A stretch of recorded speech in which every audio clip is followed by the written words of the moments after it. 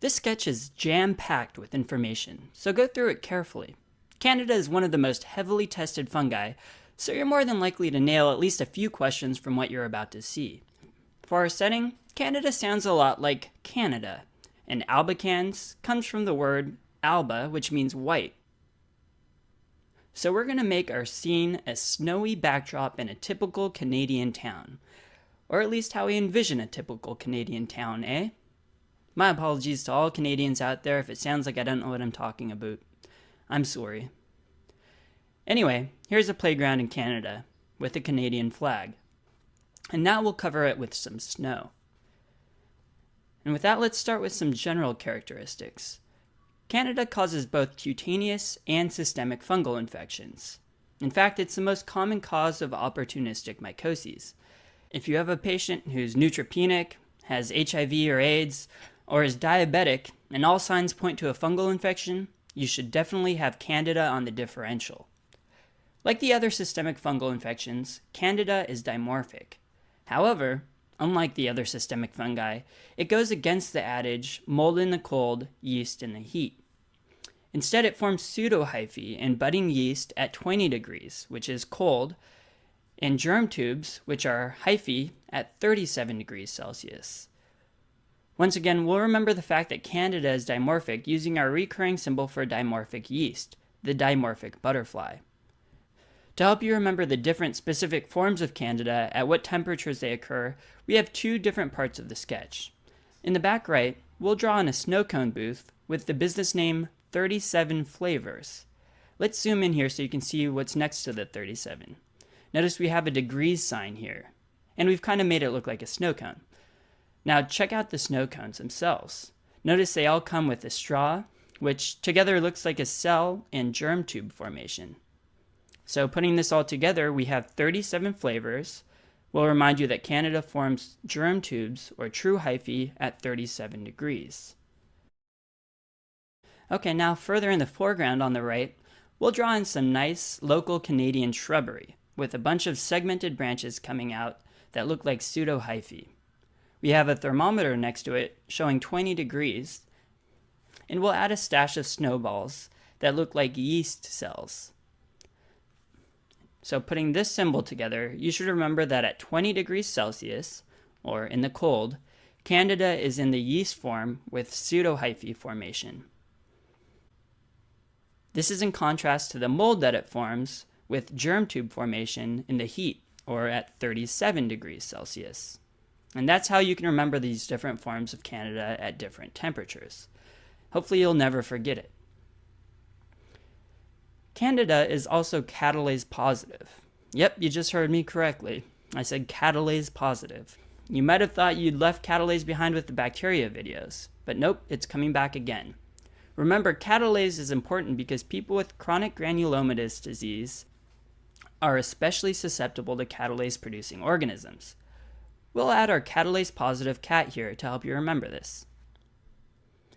In regards to transmission, Candida is normal flora of the GI tract, including the oral cavity, and it's present in up to 40% of the population.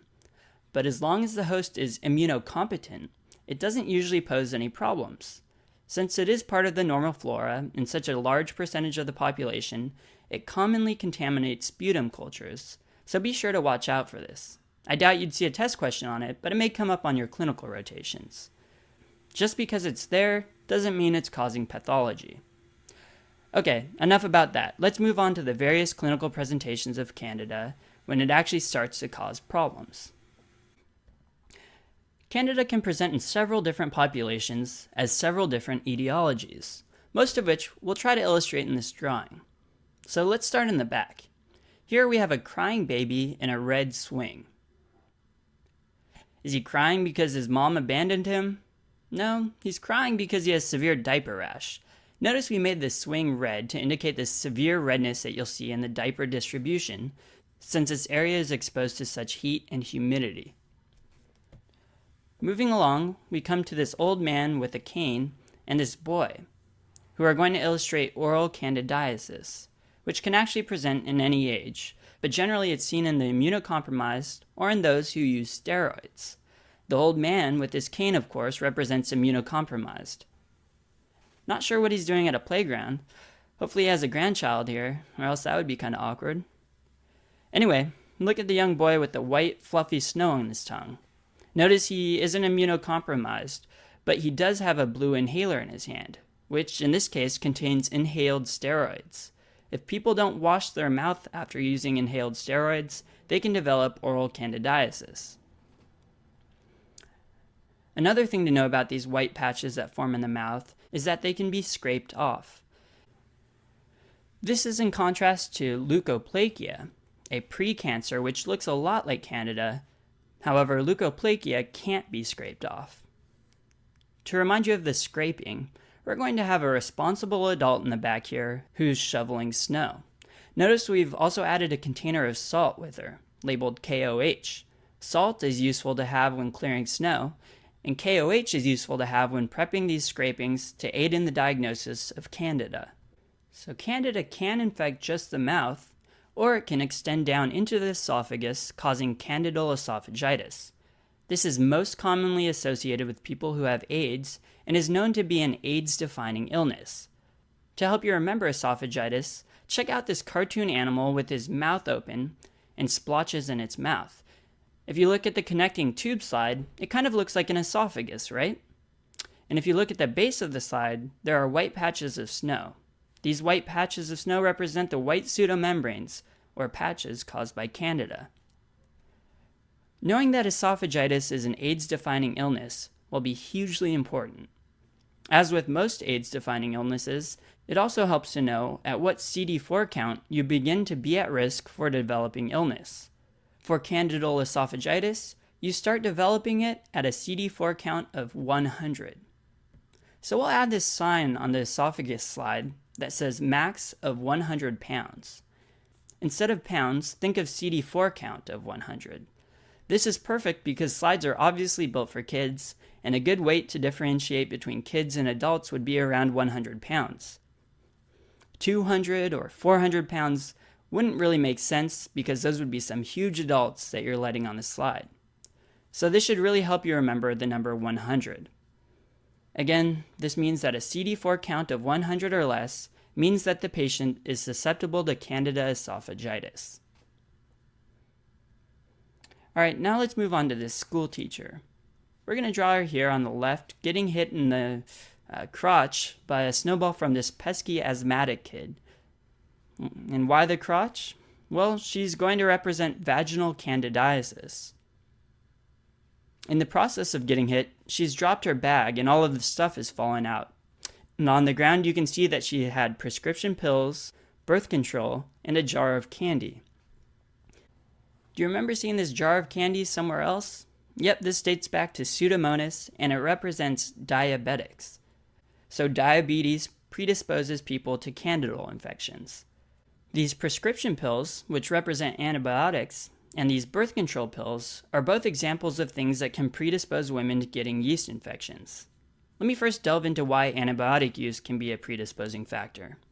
Antibiotics kill bacteria, including vaginal microflora, which then allows Candida to flourish. However, remember that Candida does not change the pH of the vaginal secretions, unlike Gardnerella. Normal vaginal pH is acidic, around 3.8 to 4.2 pH, so we're going to represent this by a sign that says playground open until 4 pH.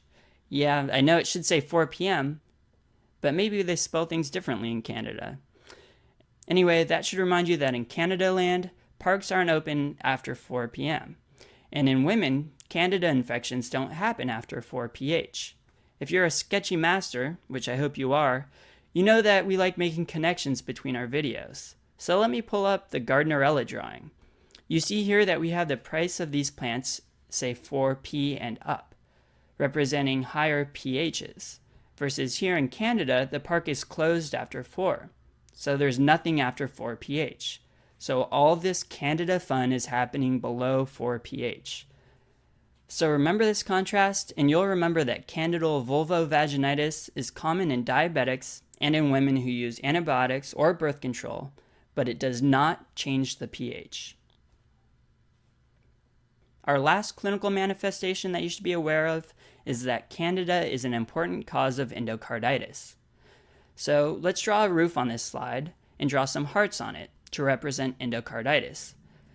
Candidal endocarditis is commonly seen in drug users.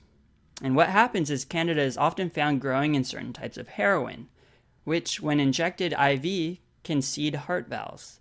The first valve it would encounter is the tricuspid valve, which is why it's so commonly infected in IV drug users. Notice we've made these roofs shaped like 3 pyramids.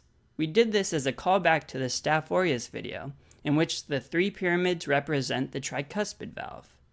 Same goes for here. IV drug users are at increased risk for developing candidal endocarditis, which commonly affects the tricuspid valve. My guess is that after watching all these videos, you can probably guess what the treatments for Candida will be. Yep, azoles for the minor infections and amphotericin for the severe disseminated infections. So let's throw in some pine cones for conazoles, and we'll have them surrounding this teacher. You can also see a pine cone in the crying baby's hand here in the back, which is definitely an appropriate treatment for diaper rash. And we'll add some frogs, or amphibians, to represent amphotericin. Notice these are next to the immunocompromised man because immunocompromised patients can get disseminated infections and need amphotericin to be treated. However, we're also going to be adding a couple more drugs. One drug, which is specifically for oral or esophageal candidiasis, is called nystatin. Nystatin is a liquid which can either be taken as a swish and spit or a swish and swallow, depending on where the infection is. To represent this, we have this sign that says, "Play nice." Yet another spelling error at this institution for molding young Canadian minds, but it's meant to remind you of nystatin, which is also spelled with a Y. Nice, eh? Our second drug, which can be used in addition to amphotericin, is used for disseminated infections, especially for resistant Candida, and it's called capsofungin. Not really a highly tested concept, but you may see it on rotations, especially in the ICU. To illustrate this, we're drawing a winter cap on the immunocompromised man. Again, this cap is for capsofungin. And that just about wraps up Candida. Kind of a chaotic scene, but it has a lot you need to know for your exams. So watch it again, or if you're good, let's move on to our next video.